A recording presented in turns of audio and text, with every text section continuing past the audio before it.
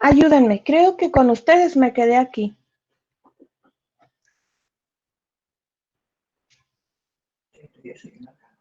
Creo que como en dos anteriores, profe. Ahí. En esa. Eso. ¿Esta la explicamos? No. No, esa no. Ah, Ok, última vez. ¿Tienen dudas de la clase pasada?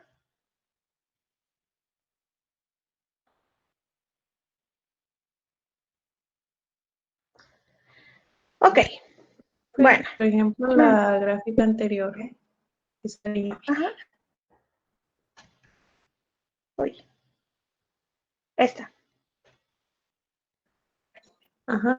El módulo de elasticidad, porque sale, pues digamos, tan abajo, si todavía no está muy cerca del esfuerzo de excedencia. El módulo de elasticidad C es un comportamiento lineal entre el esfuerzo y la deformación, y por eso se da ahí, porque es un comportamiento lineal. No La depende pendiente, pues básicamente. de la pendiente, exacto.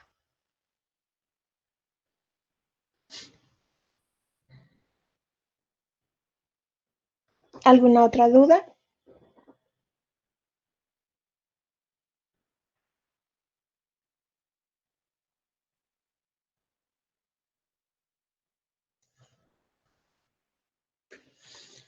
Ok, entonces, aquí tenemos otra vez la misma gráfica, es una gráfica de un material perfecto.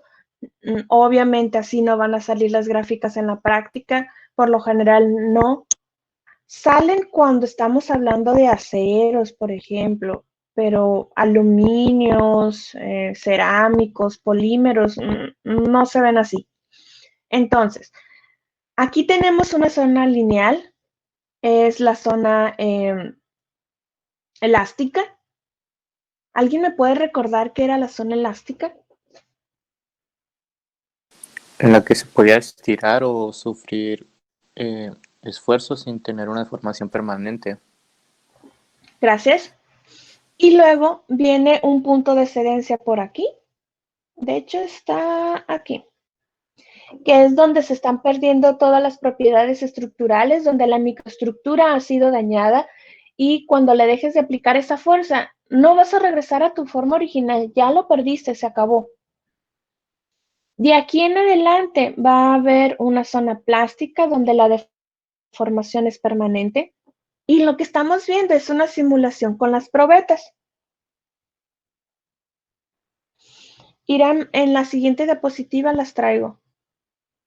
Entonces, esta es la probeta, esta es la mordaza, esta es la mordaza. Aquí le estás aplicando una fuerza y no hay deformación. Estamos en la zona elástica, no hay problema. Pero resulta que cuando traspasas el punto de excedencia, si se fijan, hay una deformación.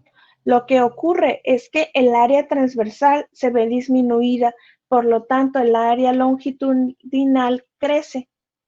Le sigues aplicando mayor tensión, lo que vas a producir es esta zona. En algunos libros lo encuentran como formación de cuello y en otros como formación de cintura. Es lo mismo. Lo que va a ocurrir es que tienes el material con esta estructura, lo estás tensionando y el crecimiento de, no sé, estructuras cristalinas o las cadenas amorfas, lo que sea del material, resulta que se están reacomodando. Cuando hacen esto, si se fijan, ahí se formó la cintura o el cuello. Es lo que estamos viendo en la diapositiva. Pero aquí ya estás en lo último de tu estructura. Ya está tan comprometido que si le sigues aplicando más fuerza, se va a reventar. Y es lo que ocurre aquí. Entonces, estas son las diferentes fases que van a tener una probeta. Generalmente, pues lo llevaría al laboratorio y ustedes estarían rompiendo probetas y viendo quién hace cuello y quién no. Hay algunos materiales que no hacen un cuello, simplemente se fracturan y se acabó. Ellos son los materiales duros, por ejemplo, latón. Pero en el caso del aluminio, sí forman ese cuello, sí te avisan cuando va a llevar a cabo una fractura. Y hay materiales intermedios que la cintura no, pues no están marcada. Esto es en caso de metales. Ahora, esta fórmula ya la habíamos visto, que es esfuerzo es igual a fuerza sobre área. Y habíamos comentado que este cero es el área perfecta. Es cuando al material no le estás aplicando ninguna fuerza, no hay fracturas, todo está muy bien. Estas son las unidades, ¿no? Sí, Ahora, ay, ajá, y para hacer, ¿cómo se llama? Se me fue la palabra. Ensayos destructivos, por ejemplo, de materiales muy resistentes, sale muy caro. no. Bueno, más allá de la inversión inicial de comprar el equipo, no. Ok. Ahora, esta deformación que vemos aquí se determina de esta forma, que la deformación o alargamiento es igual a la longitud final menos la inicial sobre la inicial. Pues digamos que matemáticamente y teóricamente el A0 sí existe. Es cuando tú todavía no haces ningún tipo de trabajo. Antes de hacer esta prueba, ese es tu A0. Ya si vas a sacar el esfuerzo ingenieril y valores teóricos, ahí sí es algo perfecto, es algo pues que en consecuencia no es que exista porque no existe un material perfecto, pero matemáticamente es muy fácil trabajarlo, entonces así lo hacemos. Los valores que presentan los libros es con A0, es decir, esfuerzos ingenieriles. Es por eso que los valores que vemos en los libros no coinciden con los valores que nos dan en las prácticas o en la vida real, porque en la vida real estamos trabajando con un material real, vaya, y en los libros no, materiales perfectos. Profe, o Mande. sea que tomando simplemente una probeta, una pequeña parte de un material, simplemente estamos, o sea, sabemos, con eso nos damos la idea general de cuánto vale, por decir así, el valor de la tensión en todo el material o simplemente en una sola parte. En todo el material. Antes habíamos visto microestructuras, que si estructuras de Bravais y no sé qué tanto, y habíamos comentado que cada estructura de Bravais podría ser un monocristal, un policristal, etcétera, etcétera. A lo que los quiero guiar es que decíamos que si nosotros podemos caracterizar esa parte tan pequeñita del material y vemos cuánto resiste, cuánta energía absorbe, etcétera, etcétera, ese comportamiento es repetitivo a lo largo de todo el material. Entonces, caracterizo uno, automáticamente sé cómo se comporta todo el material. Es lo mismo que está pasando con las probetas. Es una muestra del material que vas a trabajar. Simplemente, imagínense, a ustedes les gustan los aviones. Ustedes van a diseñar un avión. Va a tener una altitud determinada. ¿Cómo van a saber que el material va a soportar la presión de esa altitud?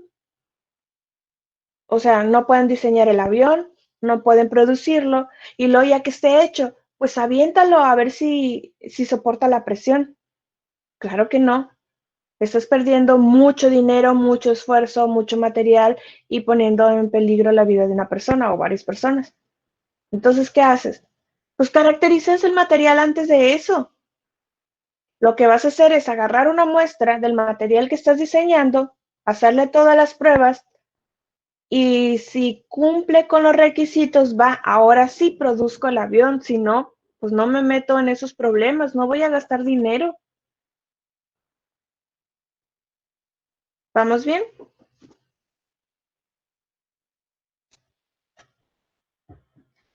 O sea que esas pruebas son más para materiales compuestos, ¿no? Porque la mayoría de los polímeros, cerámicos y metales me imagino que ya están caracterizados. No, para todos los materiales. Imagínate que yo te digo, así se hace un polímero. Ok, tú lo repites. ¿El polímero te va a salir igualito que a mí? Pues si se sigue el mismo proceso, puede que siga, ¿no? Claro que no. Es como te dice tu mamá, voy a hacer un caldo de pollo. Te dice cómo hacerlo. Tú haces el mismo caldo de pollo con los mismos ingredientes, mismas proporciones. ¿Te sabe igual que el caldo de tu mamá? No creo. ¿Será como No. cuestiones de calidad entonces? Entonces, ¿cómo me vas a asegurar que tu material, a pesar que usaste mi mismo método, va a tener las mismas propiedades? Si yo sigo ese razonamiento de que el mismo proceso me da el mismo material con las mismas propiedades, ¿te imaginas en una maquila internacional? Pues tengo una maquila en México, tengo una maquila en Estados Unidos, me pongo a producir el mismo producto, ni siquiera me tomo la molestia de hacerle pruebas mecánicas, total, es la misma empresa, es el mismo método, son las mismas maquinarias, el producto es igual de resistente. Simplemente en la misma empresa, ¿por qué le tomamos las pruebas mecánicas, químicas, etcétera, etcétera, a cada stock del material? Es la misma empresa, es el mismo personal, es el mismo método, las mismas materias primas. ¿Para qué tomarme la molestia? Estoy gastando tiempo, dinero y esfuerzo.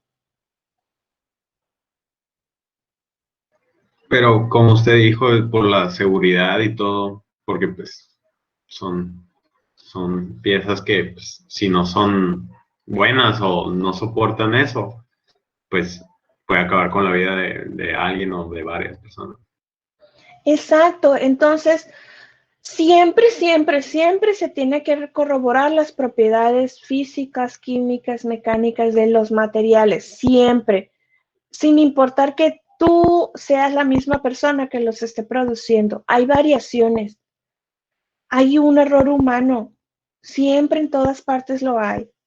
Ahora, ese error tan insignificante como para despreciarlo o realmente marcó un defecto de tal forma que te va a destruir tu material cuando esté trabajando. ¿Qué tal si hubo un cambio de voltaje en tu equipo? ¿Qué tal si hubo un delta de temperatura? Tú no te diste cuenta, tu material ya no reaccionó igual. Tienes que hacerlo para asegurarte que tu material siga resistiendo. ¿Vamos bien? Sí, maestro, gracias. Bien. Ahora, con esto nosotros podemos ver el esfuerzo, podemos ver la deformación, todo está genial. Les he comentado hasta el cansancio que ustedes jamás de los nunca jamás van a trabajar con un material de aquí en adelante. Jamás, jamás, jamás. Porque si se fijan, aquí la microestructura está perfecta, aquí ya se deformó, aquí pues está a punto de fracturarse, jamás deberían de estar trabajando. ¿Se acuerdan cuál era uno de los criterios que les había explicado para identificar si el material es confiable para un trabajo en particular? Lo del porcentaje de deformación, el 2%. Ajá. Ese 2% es de forma general, ¿ok? Hay otras empresas que dicen, no, ¿sabes qué? Yo necesito un porcentaje de error mucho menor. Incluso algunos te exigen menos de 1%, porque son industrias de la defensa, son aeroespaciales, son militares, son cuestiones farmacéuticas. Entonces el 2% es muchísimo. Entonces lo que tendrían que hacer en este material simulado, lo baja. De aquí a acá es mi 100%. Imagínate que este es tu 2%. Haces una línea recta y va a caer aquí. Imagínense.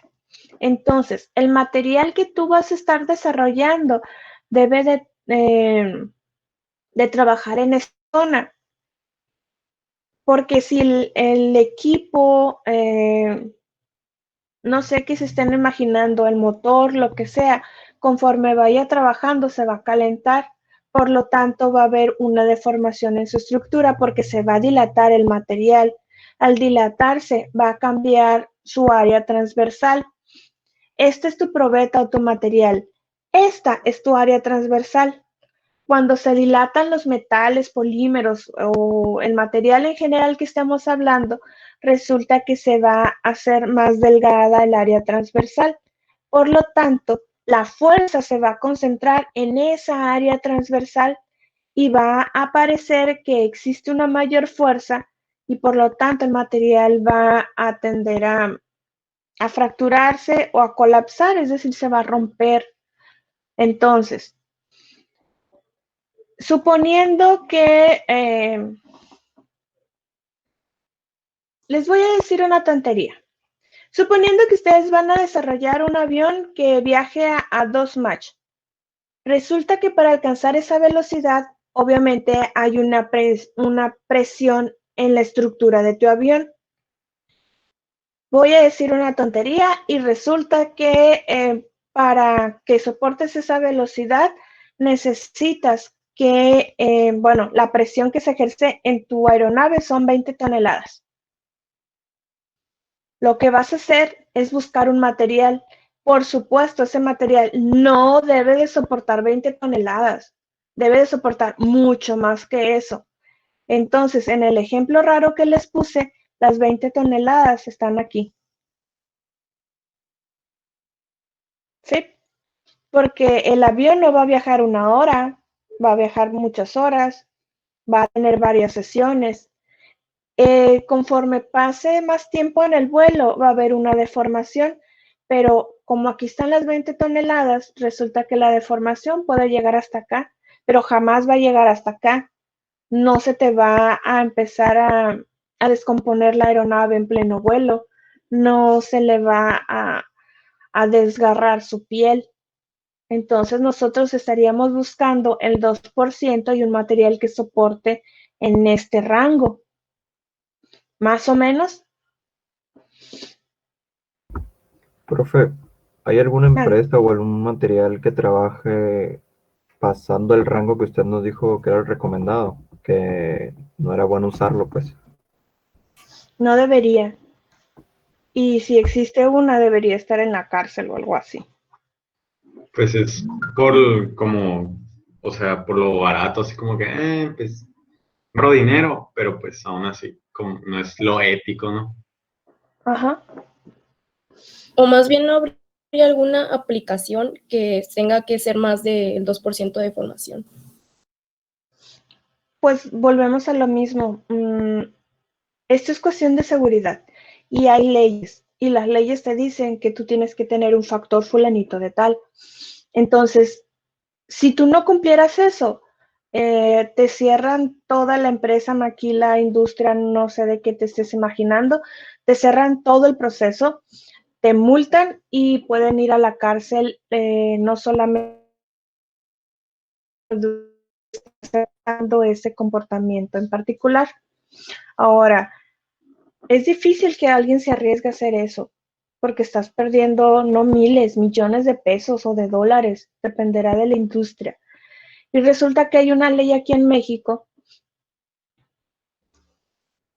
que en teoría se aplica a todos, donde hay una tabulación. Cuando tú cometes un crimen, resulta que ese crimen está castigado por puntos. Entonces dependerá de los puntos que acumules por todo ese crimen, porque generalmente no nada más cometes uno, hay muchas irregularidades, se te van sumando puntitos y al final te queda X número. Resulta que nosotros tenemos un ingreso base. Ese ingreso base está dado en puntos, entonces hacen una reglita de 3. Tú fallaste con tantos puntos, el salario mínimo es tanto, equivale a tantos puntos, por lo tanto, tu multa son de 5,000 pesos, digamos. Pero resulta que esos 5,000 pesos se multiplican por el potencial o más bien por el poder económico de la empresa. Eso significa que según la ley, si se lleva a cabo, tú tienes una pequeña empresa, cometiste un error bajo, que no es grave, te llega la multa de 5,000 pesos, por decirte algo. Y resulta que yo cometí el mismo error que tú, pero yo tengo 100 cadenas en todo el país, resulta que me deben de multiplicar 100 veces más esa falta, porque implicaría que yo no nada más te puse en peligro aquí en Hermosillo, te puse en peligro en mis 100 sucursales de toda la República. Entonces yo no sería justo que nada más pague 5,000 pesos como tú. Tendría que pagar 5,000 por 100. ¿A qué voy con esto? Que difícilmente una maquila se va a permitir tener este tipo de errores porque él tiene un potencial económico muy fuerte. Imagínense, Ford. Profe, ajá, lo que le iba a preguntar, de las que son internacionales, o sea, ¿también cuentas a todas las internacionales o solo las de la nación? Se cuentan las de la nación y se cuenta el potencial económico internacional. Resulta que empresas grandes cotizan en la bolsa. Resulta que para entrar a una cotización en la bolsa, tú te estás, disculpen la palabra, pero sé que es inadecuada, te estás subastando, ¿ok?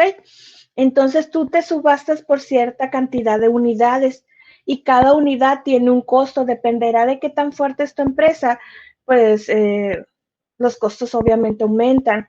Entonces lo que tienen que hacer ahí, si la ley se aplica, tú me cometiste un error de 20 puntos, resulta que esos 20 puntos equivalen a 10,000 pesos, pero resulta que tú tienes un potencial internacional, estás cotizando y resulta que en la bolsa de valores tienes 100 unidades y te cuestan 32 billones de pesos. Resulta que tienes que multiplicar tus 10,000 pesos por las unidades que tengas en la bolsa.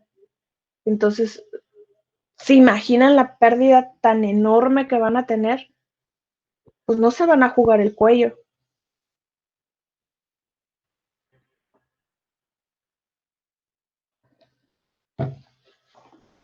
¿Dudas? Sí, profe, Mande. le voy a preguntar, ¿no hay materiales por ejemplo, digan, necesitamos que sobrepase esos dos? O sea, la aplicación, o sea, necesito que sobrepase eso. O sea, que sea más así de que se quiebre rápido, tal vez, o algo así. Ok, esos son materiales de seguridad, cerámicos. Tienes una prensa de 800,000 toneladas. Resulta que si tú metes un brazo, no te va a quedar brazo. Lo que va a pasar es que necesitas un sensor. Alguien que detecte que metiste el brazo y en automático pare toda la prensa. A lo mejor la prensa le puedes aplicar 20 toneladas, pero resulta que por el sistema hidráulico le puedes aplicar más de 20 toneladas, pero resulta que tus moldes solamente soportan 30. Los moldes son carísimos. Resulta que entre los brazos de la prensa hay unos cartuchitos. Resulta que son cerámicos y esos cerámicos nada más soportan, digamos, 25 toneladas. Cuando se te fue la patita porque son de pedales o cuando son de botones, le aplastaste de más, te distrajiste, no sé qué hiciste, resulta que llegas a los 25 toneladas, te quiebra el cerámico, resulta que el cerámico es aislante, no hay una corriente eléctrica, pero como ya lo reventaste, ahora sí hay un flujo de corriente eléctrica. Esa es la señal de la prensa para decir párate. Más o menos así te lo imaginas. Sí, porque me acuerdo que he visto sobre una como sierra, que así, pues no sé si se llame en sí sierra, pero es para cortar madera, que lo pones y pues es como una rueda y lo pones y se corta la mitad. Sí, sí ha visto de esa, Ujú. que le hicieron de que, por ejemplo, si tú por de casualidad pues atravesaste el dedo, como que hay una corriente eléctrica que pues como el dedo Ujú. puede atravesar la electricidad, de que se mete la sierra y pues no te corta, ¿no? Por eso, pues así me imagino.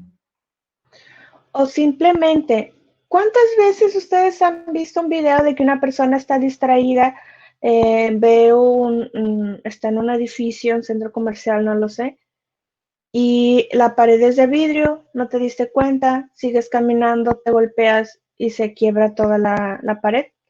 O se da mucho en las puertas giratorias.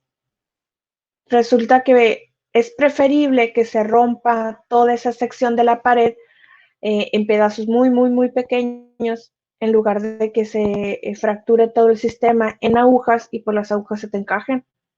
Entonces esos materiales eh, mecánicamente no son muy fuertes, estructuralmente pues va, pero fuerzas de golpe, pues no.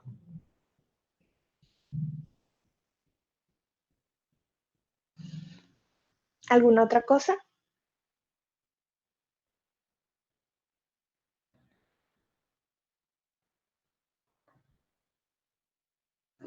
Ok, entonces, de una forma simplista, así se ve el material. Esta es la probeta perfecta, que no se le ha aplicado ninguna fuerza. Es la primera etapa de cuando se le empieza a hacer el cuello, cuando ya rebasaste el esfuerzo máximo. Aquí es cuando ya está una fractura total. Dependerá de lo que tú quieras. Lo que vas a hacer es medir esta área transversal. Esta es mi área cero, pero si tú quieres medir el área real, tendrás que medir esta área transversal después de la fractura, porque esa ya fue modificada, esa ya tiene el área transversal donde soporta el esfuerzo máximo. Entonces trabajarías con esta. Si se fijan, hay una gran diferencia entre esta área transversal y esta, pero es así como se comporta este material. Hay otros que no es tan marcada la diferencia, pero son porque son materiales muy duros o tienen un alto porcentaje de carbono o son superaleaciones. En este caso se podría decir que es un metal blando.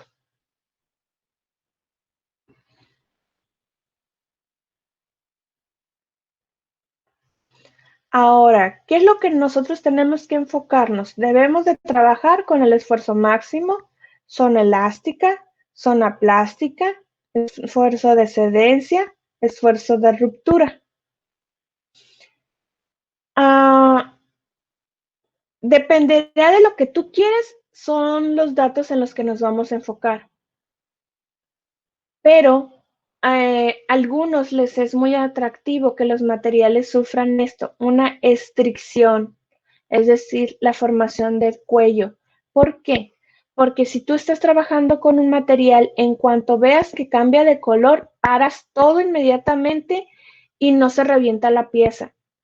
O en cuanto veas que se le hace un cuello, paras todo y no pasa mayores. Ojo, jamás de los jamases ustedes van a o deberían de diseñar una pieza con un material que esté trabajando y que forme un cuello. Eso es un error garrafal. Entonces, en el peor de los casos, es una señal que te va a avisar que todo va a colapsar. Pero quiero que les quede claro que ustedes no deberían de estar esperando que un material haga esto. Ustedes deberían de diseñar también su material, diseñar también su pieza, que no deberían de pasar por estos problemas.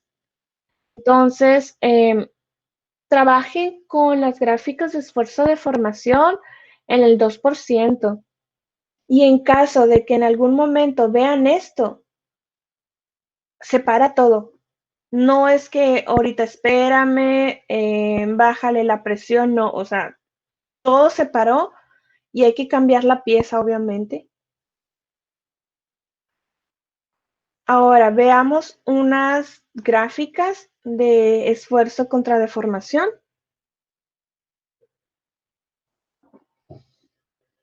Es el mismo material,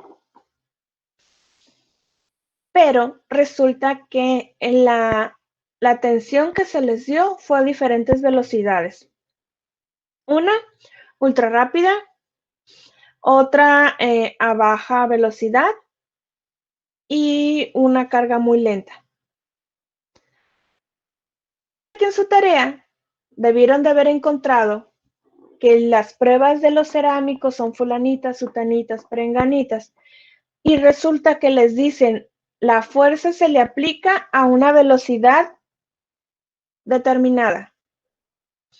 En esas normas te dicen cómo debe de ser la probeta, a qué velocidad le aplicas la fuerza y cuánta fuerza le debes de aplicar. Entonces, ¿por qué pasa eso? Porque a pesar de que es el mismo material, se comporta de forma muy diferente, dependerá de qué tan rápido le pones la carga. Vean esto, la zona lineal no corresponde en ninguno de los casos. Los esfuerzos máximos tampoco coinciden. Los esfuerzos de fractura tampoco están cerca. La deformación total, que está aquí, aquí y acá, tampoco coinciden. Entonces, en este caso, tú agarraste la probeta y así a la mala le aventaste 240 kilos por centímetro cuadrado en un tiempo súper rápido.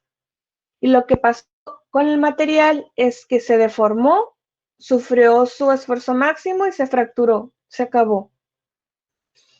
En este caso, le aplicaste una fuerza, pero fue muy lenta. Entonces lo que él pasó es una zona elástica, punto de excedencia, una zona plástica y terminó fracturándose. Para una carga rápida pasan las mismas etapas, pero resulta que el comportamiento es diferente. ¿Alguien me podría explicar cómo es posible que el mismo material tenga estos comportamientos tan diferentes?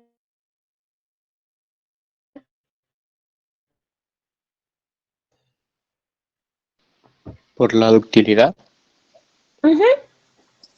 Así de simple. Resulta que las NOMS y las ISOs te están diciendo cómo hacer las cosas para que cuando tú las hagas te salga un resultado y cuando yo lo haga me salga el mismo resultado porque estoy usando el mismo criterio, las mismas condiciones, las mismas velocidades, etcétera, etcétera. Entonces, resulta que aquí el material estructura. Le aplicaste una fuerza tan grande que lo único que hizo es hacer esto. Se acabó, se rompió. Pero cuando le estás haciendo una carga tan lenta, resulta que aquí le das tiempo para deformarse. Y luego le das tiempo para reagruparse. Y luego le das más tiempo, se reestructura y al final se rompe. Entonces lo que va a pasar es que en esta parte la microestructura se está protegiendo a sí misma, se está reestructurando, le estás dando tiempo para que haga esos cambios. En este caso no le das tiempo, lo fracturaste y se acabó. ¿Qué deberías de hacer? Un tiempo intermedio, ni muy rápido ni muy lento. Entonces, en teoría te debería de salir una gráfica parecida a esta, donde realmente es una velocidad adecuada, donde el material de sobra como para reestructurarse de una forma inadecuada, pero tampoco lo está reventando.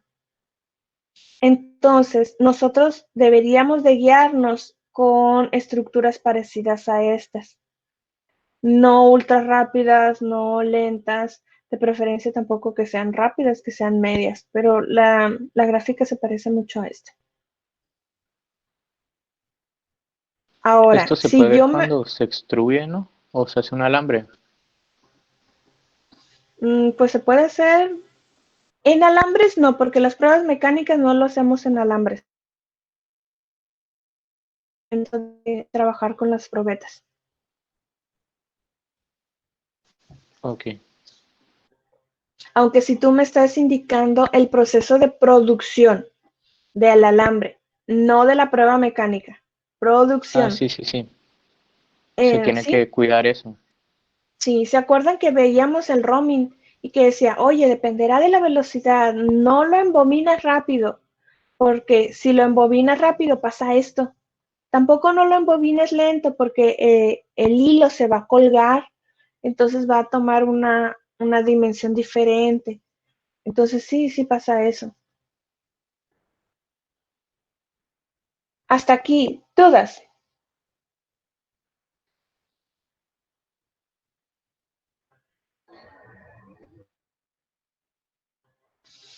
Y eso es lo que me preguntaban ahorita. ¿Cómo son los metales, los polímeros, los cerámicos? Las gráficas que les he mostrado hasta ahorita son metales porque son las más bonitas.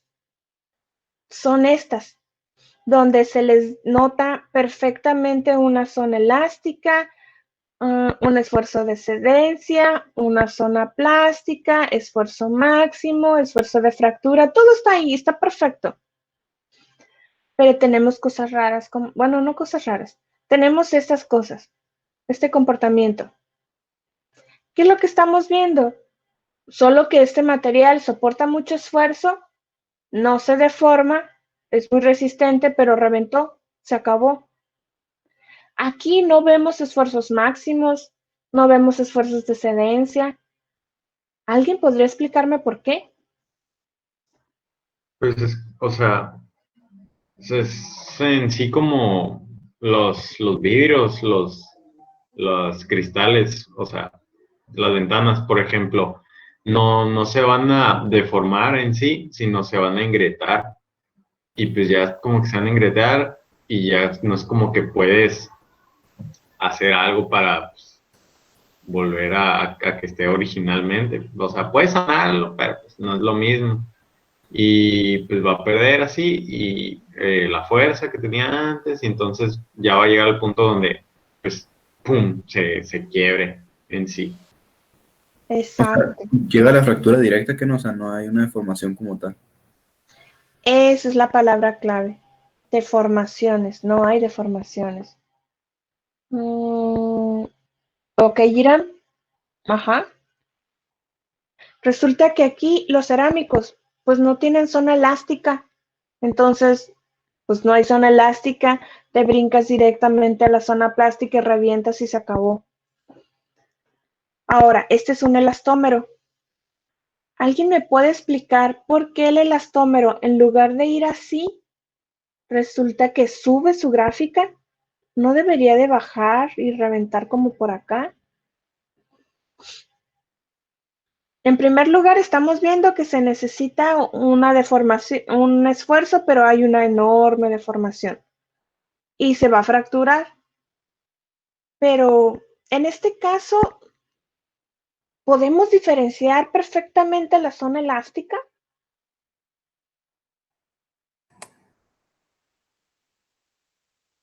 No se puede. Bueno, un esfuerzo máximo que pudiéramos detectar. Maestra, no sé si sea mi idea o usted sáqueme la duda, porfa. A la hora de tensar mucho un material, ¿no se empieza como a calentar o liberar energía? Sí, sí pasa. Lo que me estás describiendo pasa aquí. No, de hecho es aquí donde empieza a subir la gráfica. Ajá. Por ejemplo, cuando Imagínense estira mucho ajá, una liga, ajá. que se empiece a calentar, supongo. Ujú. ¿Se han fijado que cuando estiran la liga se calienta, como dices, y luego te cuesta más trabajo seguirla estirando? Ya no es tan fácil. Agarras una liga, fácil, la estiras. Y luego hay un topecito y luego lo sigues estirando, se empieza a calentar y ahora te es más difícil de estirarlo. Pero si a Resulta, ajá, dime,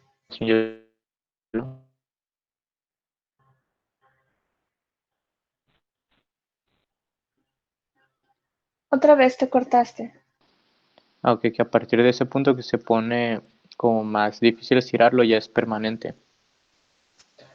Ajá. No, pues esa era la duda. ¿Ok? Lo que pasa es que, ¿se acuerdan de las estructuras, de la microestructura de los elastómeros? Que son como cadenitas enrolladas. Y luego, primer paso, desenrolla las cadenitas. Ahí es cuando se estira muy rápido y no hay tanto esfuerzo. Y luego que las cadenitas ya están desenrolladas, pues las tienes que poner parejitas. Ahí es tu primer tope de fuerza. Y como ya están ordenaditas, cuando las quieres estirar, ellas empiezan a proteger, te resistes más a la deformación, es por eso que empiezas a subir. Y no sé si se han fijado que cuando están jugando con una liga, la estiran, la estiran, la estiran, fácil, y luego hay un topecito, la siguen estirando y la liga cambió de color. Y luego aumenta su temperatura, pero no te importó, la seguiste estirando. Lo siguiente que pasa es que te revienta la liga en las manos o en la cara. Ese cambio de color te está diciendo, hey, ya pasé a la zona plástica y lo que sigue es fractura.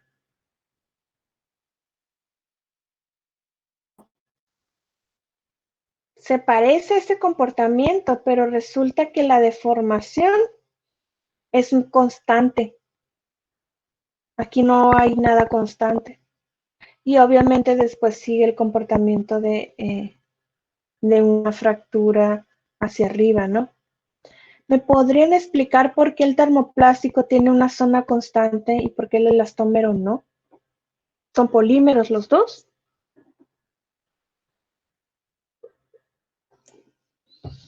Por la estructura.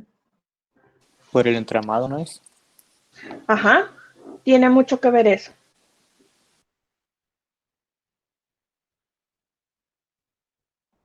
Pues el elastómero es laxo y el termoplástico no. Perfecto. Ahora, si ustedes practican con esto, en automático ustedes ven las gráficas y ya saben qué material es. Saben si es metal, si es un cerámico, si es un polímero, saben de qué tipo de material es en cuanto a metales, si es uno blando, si es uno duro, si es uno intermedio. Ustedes saben si es un elastómero curado, si es natural, si es un termoplástico, un termofijo, si el entramado es denso o es muy bajo, si el peso molecular del polímero es ultra alto, si es ultra ligero. El caso es de que gente le pone atención a los detalles y es lo que yo quiero inculcarles a ustedes, que sean críticos y que se enfoquen en un conocimiento más aplicado, más allá de que me estén macheteando cosas, que lo razonen para más adelante que ustedes nada más vean esto y automáticamente sepan dónde está el problema. No sé dónde van a parar ustedes, pero donde quiera que vayan a parar, un pensamiento crítico los va a salvar el pellejo varias veces. Imagínense que ustedes están en una empresa y ustedes están en la zona de calidad, por ejemplo. No saben por qué están reventando las piezas, pero nada más viendo este tipo de gráficas ya saben por qué. Porque el material no está diseñado para que soporten las fuerzas del trabajo de esa pieza, porque el material está siendo dopado con un material indebido, porque el material tiene un metal muy blando, porque es demasiado duro, porque tiene un entramado muy denso, porque es un cerámico. En automático resuelves el problema, pero no hay que ser apáticos. Tenemos que ser más críticos y exigirnos más a nosotros mismos. Ahora, ¿se han fijado que cuando van a congresos, pláticas, no lo sé, y alguien les empieza a decir, no, fíjate que hice un submarino y que viaja a través de los continentes y no sé qué tanto, y el material es esto, y les pone la gráfica y como aquí podemos ver, el material es muy bueno, pum, siguiente diapositiva. O a veces que dicen, oh sí, mira, este material está genial, pero resulta que nada más te mostraron este pedacito de la gráfica. Y claro que ellos te dicen, ¿sabes qué? De aquí en adelante está cortado. Eso es válido, ¿no? Pero ¿se han preguntado por qué a veces uno es tan celoso en poner estas cosas? ¿Por qué no todos se arriesgan y cuando lo hacen es una fracción de la información de esa gráfica? ¿Por qué no pasan gráficas completas? Porque si en el público hay alguien que le sabe un poquito de esto, casi en automático, por lo que le está diciendo que hace el material y viendo esta gráfica, él ya puede sacar conclusiones de qué material es. Y si saco el material, pues yo ya podría saber cómo producirlo. Y si sé cómo producirlo, pues prueba y error y encuentro la forma de hacer lo mismo que está haciendo la otra persona. Pero esas cosas hay que trabajarlas, no son tan intuitivas. Entonces, si ustedes desean llegar a cierto nivel, tendrían que analizar estos pequeños detalles para ser más críticos en cuanto a eso. O imagínense que ustedes trabajan de forma independiente, imagínense que ustedes les van a resolver problemas a una empresa. Pues nada más ven este tipo de información y ya saben dónde está el problema. O le dicen, ¿sabes qué? Quiero aumentar rendimientos, pero no sé qué estoy haciendo, no me rinde el material, quiero más piezas. Pues ves esto y dices, lo que pasa es que tu temperatura no es la adecuada, estás usando un mal TG, un TM mal, necesitas esto, lo otro. O sea, sé que todos tenemos sueños ideales, pero la verdad es que quién sabe dónde van a caer ustedes. Y no sé si se han puesto a pensar, pero ustedes van a salir de la carrera en recesión. No van a encontrar trabajos fácilmente y los que encuentren no van a ser muy bien pagados y se van a estar atacando entre todos por el mismo empleo. ¿Cómo pueden dar un plus para que sean atractivos?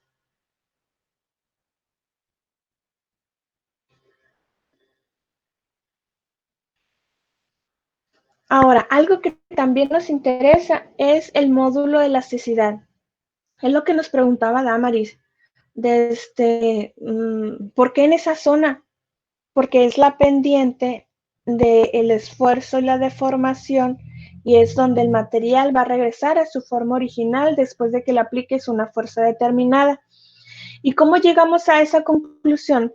Gracias a la ley de Hooke.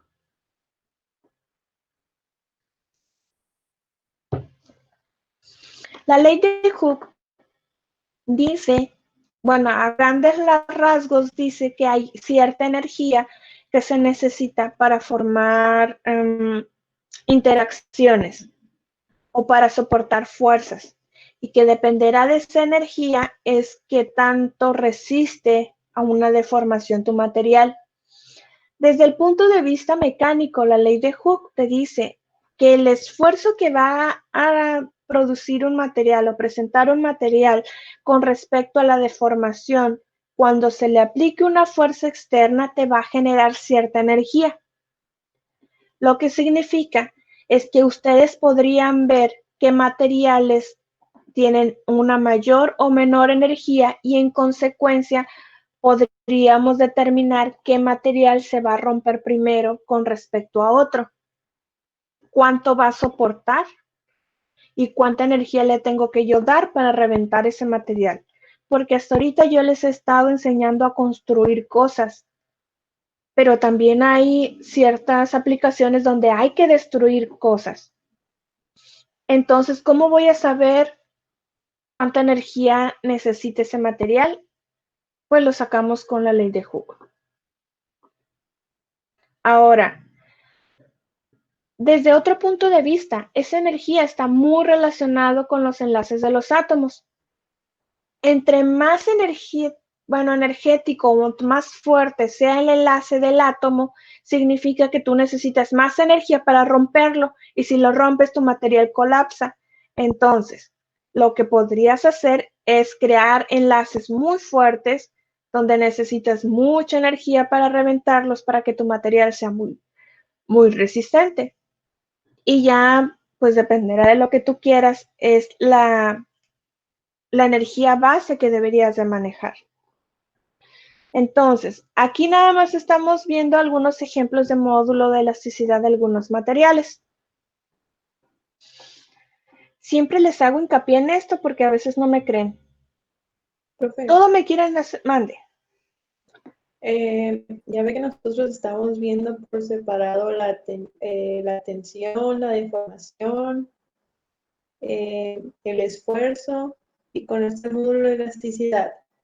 Y lo estamos viendo de forma aislada, o sea, un ensayo tras otro. Pero en la realidad, todas estas pasan al mismo tiempo en un material. Todo es el Entonces, mismo ensayo. ok. Entonces simplemente saca por separado, pero en realidad ya van todas las fuerzas en uno solo. Lo que pasa es que yo se los estoy explicando uno por uno para que me lo comprendan, pero todo es el mismo ensayo, es el mismo material y todo se saca en un mismo tiempo. Ok, gracias. Entonces, prácticamente les quiero enseñar a analizar cada una de las partes del comportamiento de un mismo ensayo, que es el ensayo de tensión.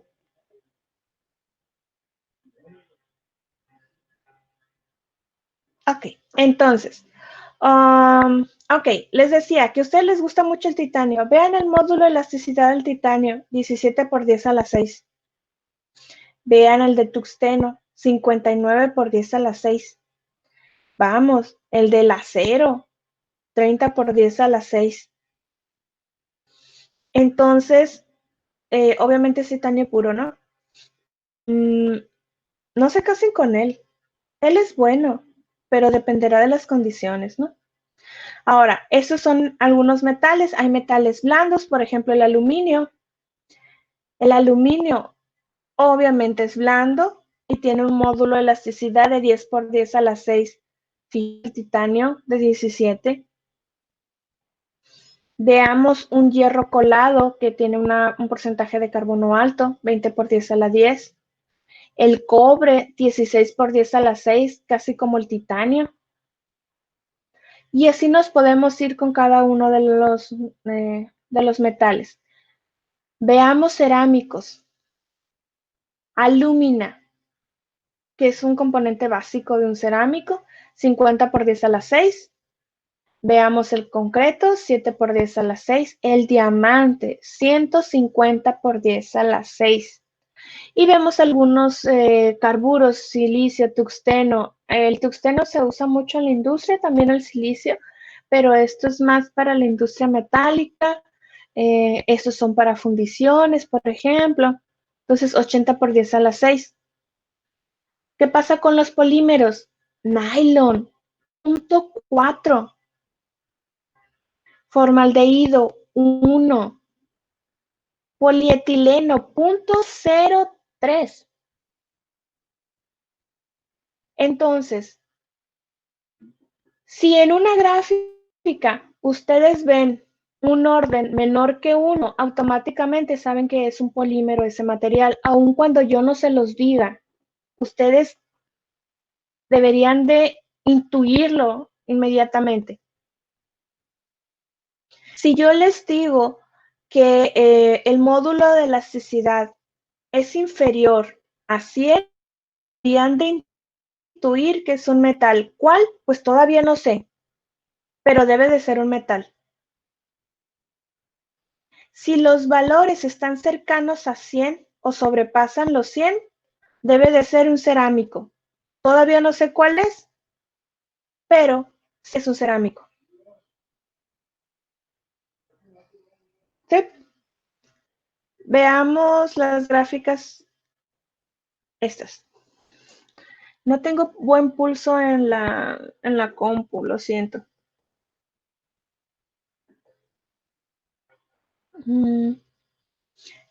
Es más, en la otra gráfica, aquí para que lo puedan ver. Les voy a rayar acá.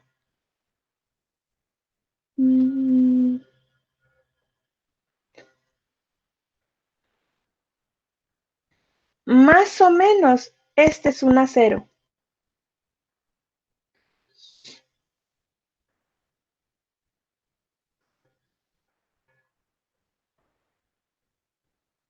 Imagínense que aquí está redondito. ¿Qué tipo de material es? Metal, cerámico, polímero. Metal. Metal. ¿Tiene alto o bajo carbono? Alto. Alto. Ese metal, ya dijimos que tiene alto carbono, pero la base del metal, ¿es un metal blando? ¿Es un metal duro? ¿Cómo es?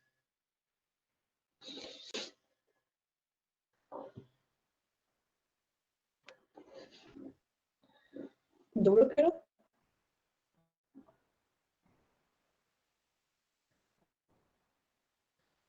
No, es un metal blando.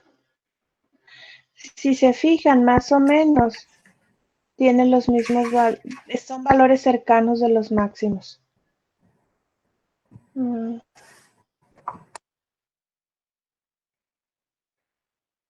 Este metal, bueno, ya dije que es metal. ¿Ese metal qué es? Blando. Es Muy blando. Uh-huh. Ah, Pues sí, el ejemplo de uno duro, pero ¿este qué es? Un cerámico. Ujú.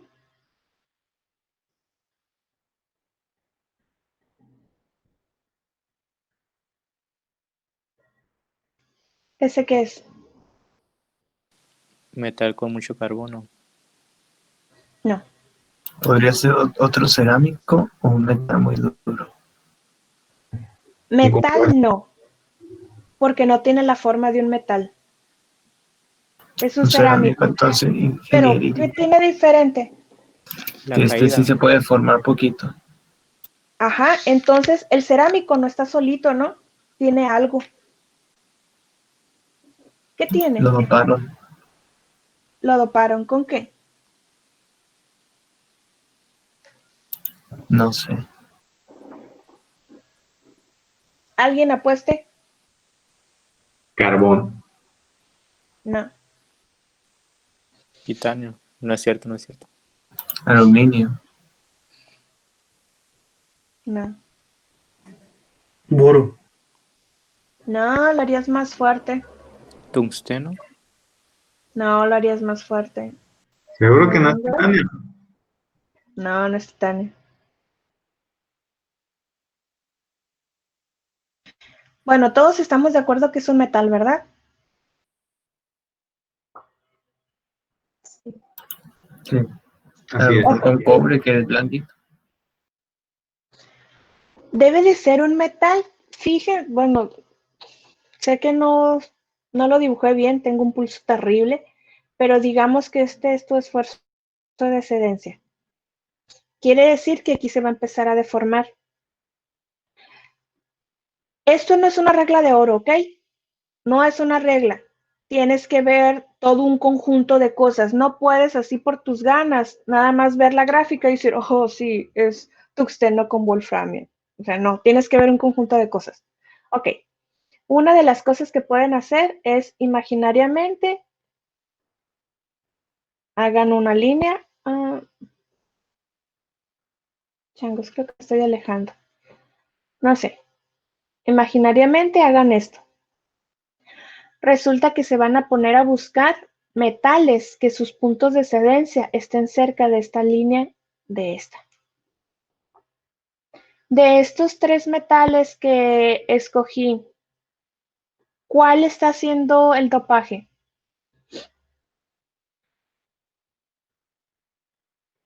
El que está más abajito de este. Porque está el más cercano. Otra vez, no es una regla de oro, ¿ok? Te está diciendo familias, no te está diciendo metales. Entonces, nosotros ya sacamos en conclusión que este es un cerámico dopado con un metal de la familia fulanita de tal. ¿Sí?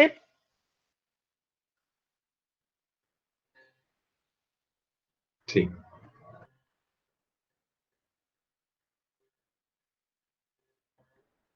¿Esta cosa qué es?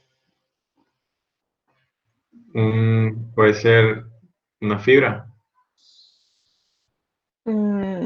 Redondea la idea. Un Pues polímero. una fibra de elastomera combinado.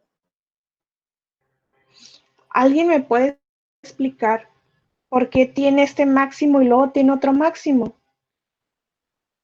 No es cuando, por ejemplo, se desgarran las fibras así. Ahí vas. Eso es un material compuesto. Nada más viendo las formas de ese material compuesto, ustedes me pueden decir, bueno, a fuerzas hay una matriz, eso no te lo quitas de encima, pero me puedes decir cuántos refuerzos tiene y de cuáles. Entonces, ya estamos completamente seguros que hay una matriz. ¿Cuántos refuerzos tiene? Fulanito de tal. No, ¿cuántos? Dime, 1, 2, 3, 5, 20. 3. Bye. 2. Tiene 2 refuerzos. 2. Tiene 2 refuerzos, gracias. Ahora, ¿la matriz qué es? ¿Polímero, cerámico, metal? Polímero. Polímero. Gracias. Refuerzos, ¿qué es? Fibras. ¿Por qué no me sacas en conclusión que son partículas?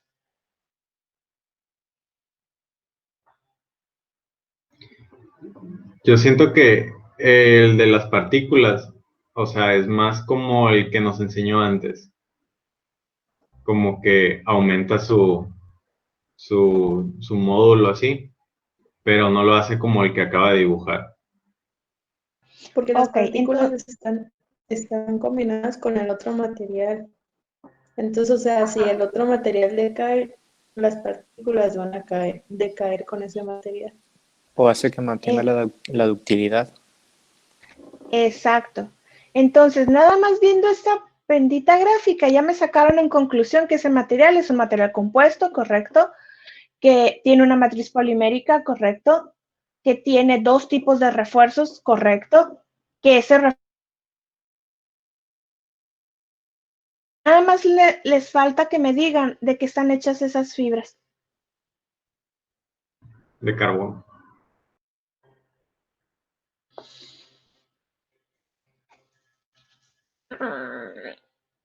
Parece Bueno, sí. chiste. ¿Cómo? Parece chiste. No pueden ser cerámicos porque llegó un punto en que se fracturó luego. Sí.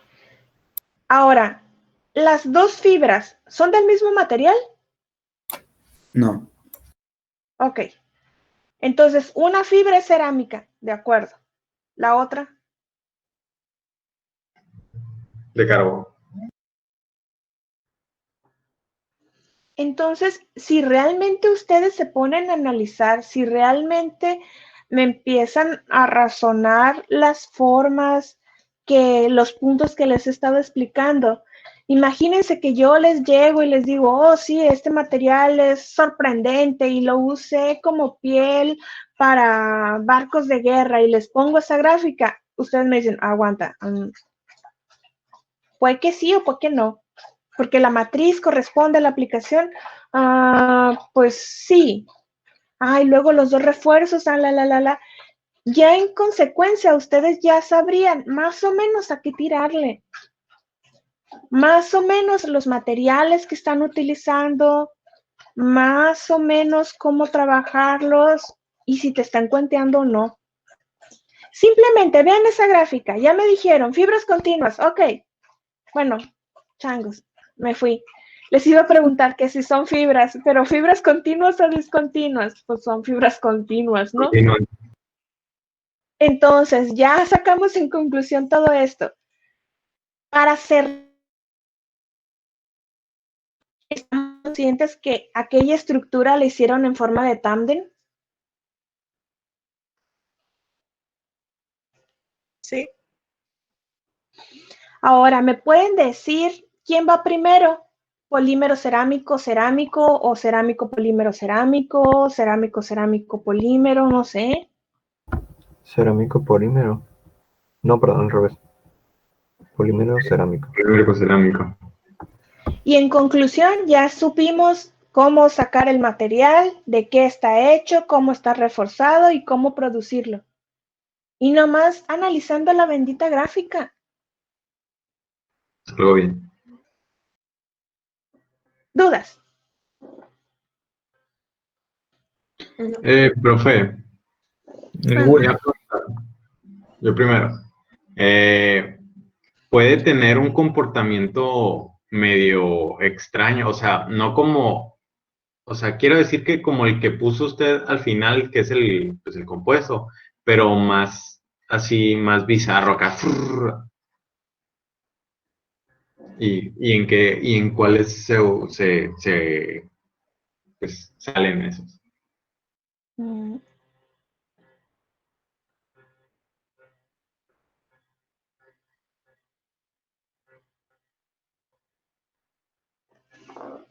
Estas cosas raras. Esfuerzo de formación. Fácil de analizar, ¿no? Tengo un esfuerzo, le apliqué cierta cantidad de esfuerzo, el material no resistió y ¡pum! Se decayó. Yo creí que se iba a fracturar y, oh sorpresa, no se fracturó. Pero ¿y este comportamiento?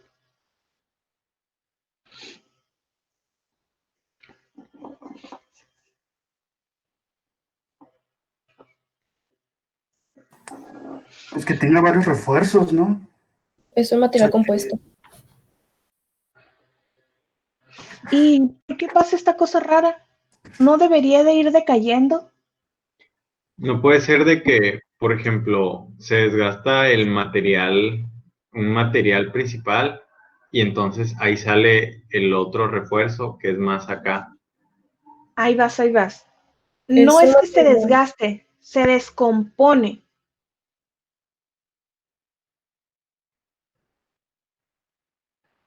Generalmente los ensayos, todo lo que les estoy explicando es según la norma. Y esa norma dice que es temperatura ambiente. ¿Ok? Bueno, en realidad es 25 grados, porque nuestra temperatura ambiente pues no son 25 grados.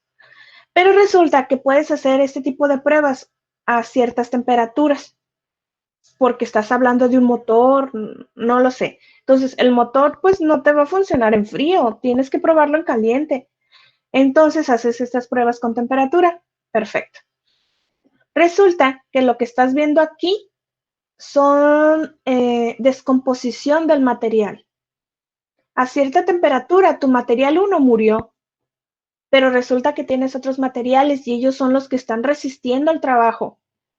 Pero como antes se repartían el trabajo entre 5, por decir algo, y uno murió, pues ahora el mismo trabajo se reparten entre 4. Ya no van a resistir. De ahí, ¿qué es lo que sigue? Que muera otro. Y así nos vamos a ir yendo hasta que se degraden todos los materiales. A lo último, a lo mejor te quedaron las fibras cerámicas o las fibras metálicas, dependerá del material, y es el último jalón que vemos.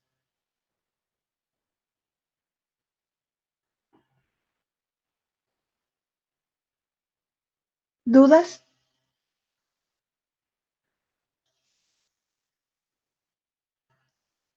Por ejemplo, en el Bueno, material que puso antes de esta gráfica, ¿cómo nosotros podemos saber si son fibras continuas o descontinuas? ok, las fibras continuas te van a distribuir la fuerza a lo largo de toda la fibra y son las que más van a resistir. Imagínate el viaje de una fuerza. El viaje de una fuerza es por un solo carril y lo vas a hacer rápido. Un solo viaje, se acabó. Pero si son fibras discontinuas, o sea, viajas y luego bajas la velocidad porque vas a brincar a la otra fibra y luego viajas y luego brincas a la otra fibra y luego viajas, es intermitente. A pesar de que dibujé pésimo esa gráfica, no se ve intermitente, se ve continua.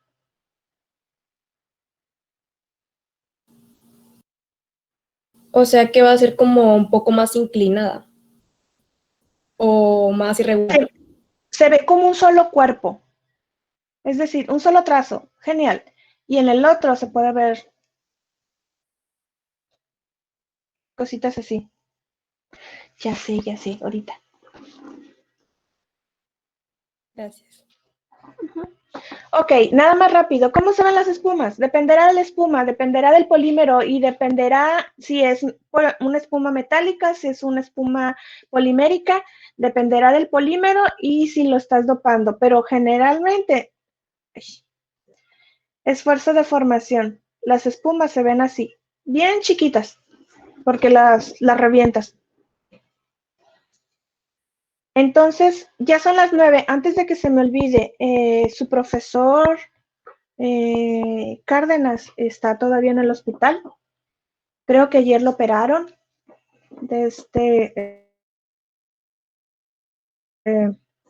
No sé, si tuvieran algún contacto, a lo mejor sería lindo que le mandaran un mensajito. Está mal, está muy mal. Entonces, no sé, aventémosles muy buenas vibras. No sé en lo que ustedes crean.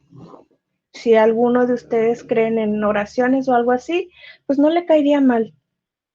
Lo que sí, aventémosles muy buenas vibras y esperemos que, pues que todo salga muy bien.